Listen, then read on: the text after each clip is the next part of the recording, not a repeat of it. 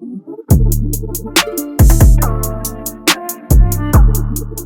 right, hey guys, we're going to start it off different this year. Yeah. This is our first coffee chat, as opposed to the host here, Dr. Brad Muse, CCSP, Mackenzie certified, ATC, all the things. Today, we talked about goal setting a couple weeks ago, but we just thought that we would just kind of maybe share what we're going to go after in 2023. To be fully transparent, I'm not really much of a, what are they called? What's the annual goal thing? New Year's resolution guy. I am really big into sort of having long-term and short-term goals that you can sort of, keep in front of you so that you can kind of stay focused to get where you want to go a little bit quicker. So we were going to talk about that, and then maybe talk a little bit about, just goal setting in general, just kind of hitting that, because now is the kind of time when everyone naturally is sort of thinking about those things. Yeah. So I think a lot of the stuff that I'll talk about is very much built off of some of the stuff that was talked about in the community lecture series for the 4 pillars of health. So done last night, yeah. Yep. Thanks to the crew that came out to that. Yep. So sleep, exercise. It's noon, by the way. Yeah, it's noon. Sleep, exercise, stress, and nutrition. Well, stress management. It's stress not, you don't want to. You don't want to add stress to your life. So a lot of my goals are going to be built around those things. So maybe we should do one for each. We didn't. This is zero planning, people, but. Oh yeah, this one's off. We're going one for each. We'll have just one thing in each of those. Right now. Right now. So I'll give you a second to think about it. In the 4 pillars of health talk, which we should have up on YouTube here in the next week or two. Yeah. I went through the 4 pillars that he just mentioned. Exercise and diet. Those are the 2 that everybody sort of knows about and thinks about. If you asked anyone on the street what's important for health, they're going to say diet and exercise. But then also stress management and then sleep. I didn't talk about it as recovery, but we could talk about it as recovery. You could think about it as recovery if you want. And so each one of those goes into a fulfilling, healthy, happy lifestyle. There's those are, I think, really, really important things. And most people, I think, are very, very limited in the scope that they're sort of looking at this with. And I wanted to kind of expand people's minds so that they can think like, oh, wow, improving my sleep hygiene, might be something that I could be doing to effectively improve the quality, quantity of my life, reduce your risk of injury or dementia or all kinds of other things. So yeah. Why don't we can go back and forth to give each of us a little bit of time. We spent 0 time prepping for this, but that's good. What do you want to start with? Sleep?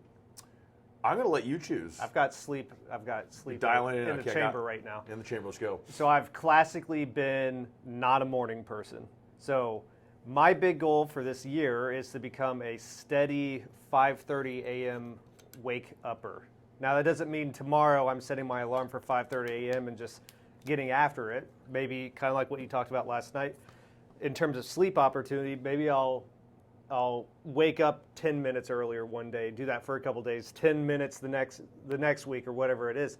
Now I'm not doing this and robbing myself of overall sleep opportunity. So if I'm doing this, what that means is I need to be getting into bed earlier. So I'm still getting my, like you said last night, let's say 7 to 9 hour sleep window of opportunity. But I've always wanted to be more, whether it's exercise in the morning, get up and do some studying or some reading, and my sleep habits have stopped me from doing that for the longest time. So yeah, a lot of times people have. I was talking to a patient last night after the lecture, and a lot of times people have very, very early obligations in the morning, and so what ends up happening is they're naturally a night person, and they're not necessarily unwilling, but maybe unwilling, or they find it challenging to sort of shift that. So some advice that I would have for someone that wants to do something like Dr. Muse is going to try, which is get up a little bit earlier, is you want to, just like he said, you want to shift the entire sleep opportunity window. So you don't want to go to bed, if you're going to bed at midnight right now and waking up at, let's say, 8, you don't want to like shift it down slowly to 6, but still going to bed at midnight. Now you're just cutting into your sleep window. You want to shift the whole thing. And like he's suggesting, 10 or 15-minute increments is a smart way to do it. Consistency is really, really important. So if you're doing it for 1 or 2 days and then you're way off, then you do it for 1 or 2 days and you're way off, that's going to be a longer period of adaptation. The other thing that I've been using now for, most of 2022 that I think is really helpful to start setting a hard start point so that your circadian rhythm, your body's clock, can sort of orient itself around is a cold shower in the morning. And I know the moment I say cold shower, everyone just goes, there's just no way. I absolutely hate getting into cold water. I'm the guy that like walks into the pool and has to like, get water in my hands and like slowly put it on my body because I hate cold water. So what I do is I'm actually getting in the shower when it's slightly warmer than room temperature, so it's comfortable. And then over the course of 3 to 5 minutes, I just lower it down progressively until it is as cold as the water will get. And then I sit there, and it's only going on like the back of my head or top of my head, my spine, and then also my shoulders and my sides. Those are like the most sensitive areas for me. And I just do that until it feels normal. And that only takes about 3 to 5 minutes. What that does is that instantly wakes your body up. So in response to the cold water, your body has to raise the core temperature. That's the opposite of what it needs to do to fall asleep. What this does is it creates a very, very, very rigid time point where your body starts to orient itself to, oh, this is when I want to be woken up. And so that's way better than a cup of coffee. And it's a really, really great way to speed up the adaptation process. How dare you say that on the coffee chat? What? Oh, better That's than better it is than a how coffee dare chat. you. Yeah, how dare you? So for my sleep thing, as I mentioned last night, have been sort of. I'm the guy that's going to sort of like take a nap almost whenever. I've gotten way better by improving the quality and quantity of sleep that I'm getting. But my mission for 2023 is to get to a point where I have no afternoon crash. So I can work through it usually, it's no problem, but like if I'm not doing anything and there's a gap between that 2 and 4 o'clock hour, even eating low carbohydrate, so I'm not having a carb crash at the end, even minimizing my coffee consumption in the morning, or even delaying the coffee consumption in the morning so I don't have the coffee crash in the afternoon.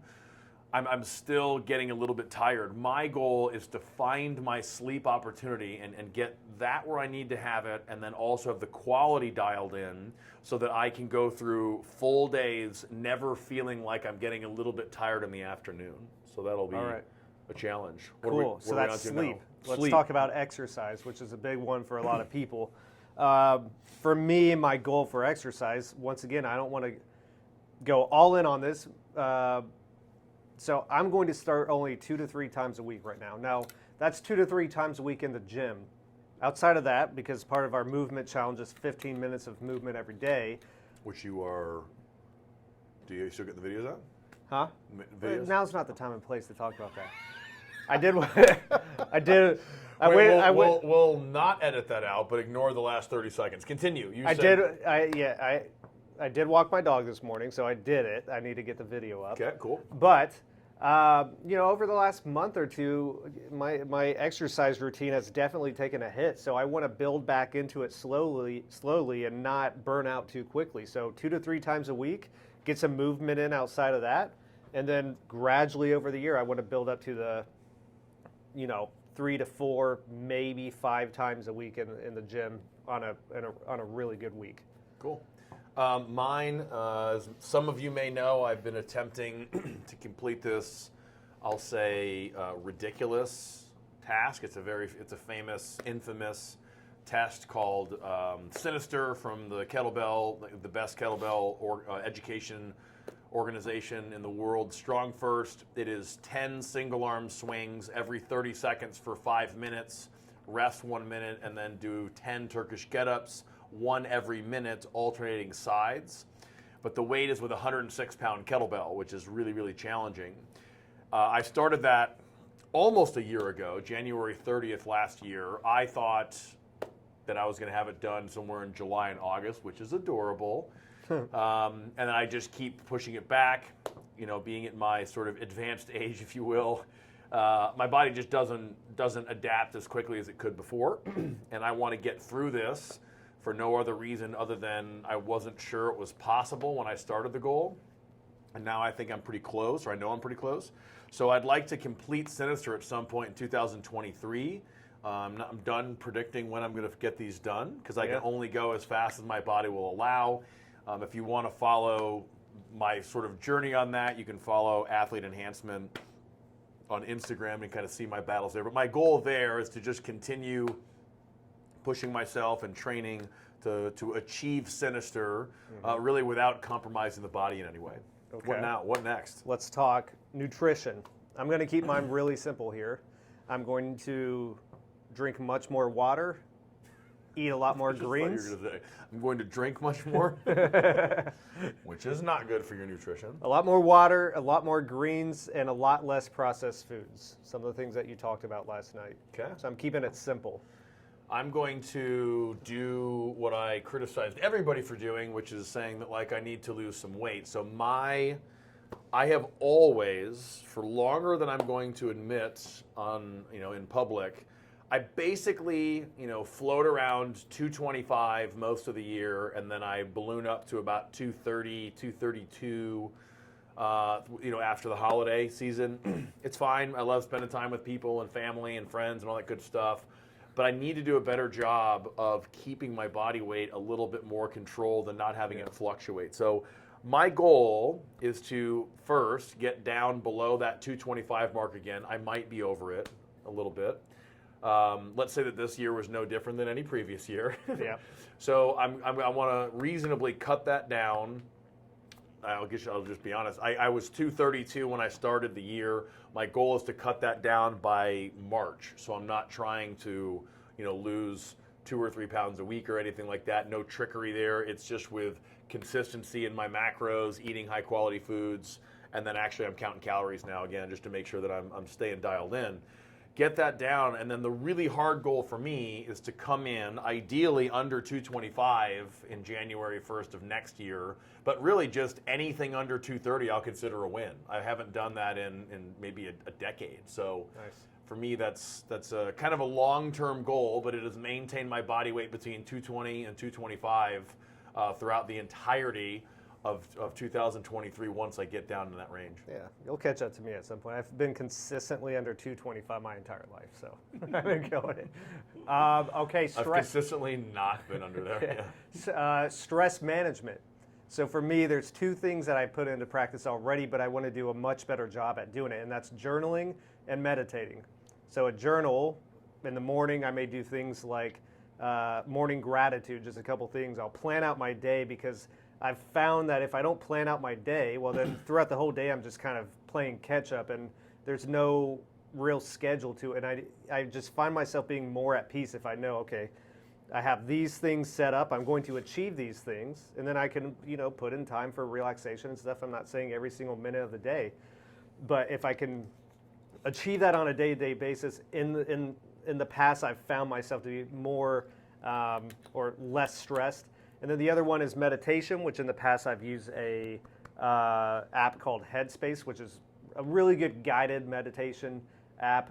So like 10 to 15 minutes each morning. And then they also have ones where you can do it like in the middle of the day, before you go to bed. There's some stuff. It's a great app, and I've used that. But my goal is to be more consistent with those things because I'll definitely find days where I just wake up a little bit later. So this goes back to my sleeping one. If I can get up earlier and They're achieve all these intertwined. things, yeah, then I just find myself in a better place for that day. I have overlapping ones. So the first one I'll do, I've been meditating probably since 2018, and I think it's really, really important. It's really powerful. I found it very, very beneficial. But what I want to do is, I will consistently meditate, but mine kind of floats between 5 minutes and 10 minutes, usually in the mornings.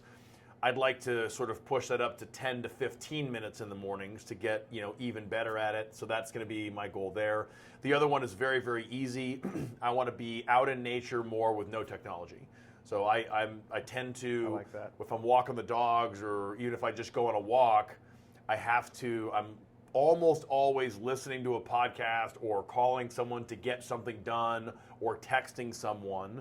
And really that just takes me away from the purpose of being out in nature and walking in the first place. Yeah. So that one should be pretty easy to do. I just have to be, aware of it and make sure that I'm sort of staying on it. The meditation one is more challenging for that 10 to 15 minute range. It's only 10 minutes, but man, if you're busy in the morning, it just feels like a lot.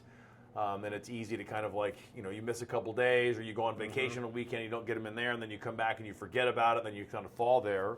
So for me, I want to be consistent with that, and I want to make sure that I'm basically upping my average from 5 to 10 minutes every morning to 10 to 15 minutes. Awesome. All right. Well, good luck. Good luck. Yeah, with those. We'll have the gentleman's bet. Yeah, so we'll be posting stuff. I'll be posting stuff on social media about this movement challenge, maybe some of the other stuff we're doing with the nutrition, the sleep, the stress management, and the exercise. We'll definitely be putting more stuff up about that. If you guys have any questions, be sure to reach out to us as always. And other than that, Happy New Year and good luck with your own thanks goals. for the crew for coming last night to the 4 Pillars of Health. Absolutely. Hopefully you guys can follow along with that. If you're doing the movement challenge that we're putting on this month, make sure that you're hashtagging CCRC Movement Challenge, and please tag us so that we can kind of share it onto our stories to sort of build the digital community, so to speak, so that everyone can kind of be seeing that they're all out there and being active and doing their thing. Perfect. Okay, have a see you good guys. one,